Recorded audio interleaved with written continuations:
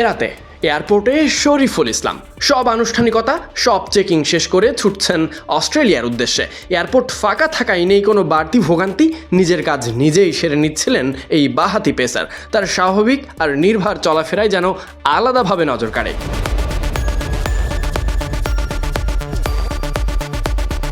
অস্ট্রেলিয়ার উদ্দেশ্যে শরীফুলের যাত্রা, সেখানেও নজর কাটতে পারেন এই পেসার।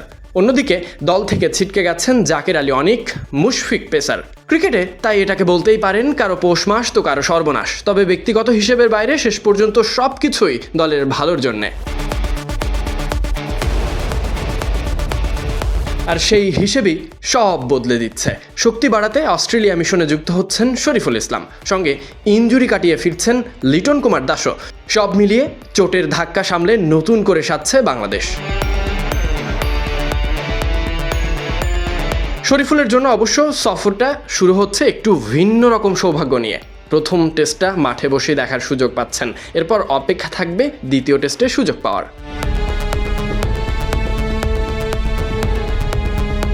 শরীফুল মূলত প্রথম টেস্টে থাকবেন দর্শক হিসেবেই। দ্বিতীয় টেস্টে কি একাদশের সদস্য হবেন, উত্তর মিলবে সময়ের সঙ্গে।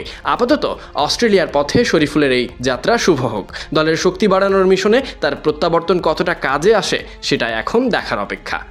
আপাতত ভোর হতেই প্রথম টেস্টের অপেক্ষা। Sadik Ahmed Sunny, BD Cric time.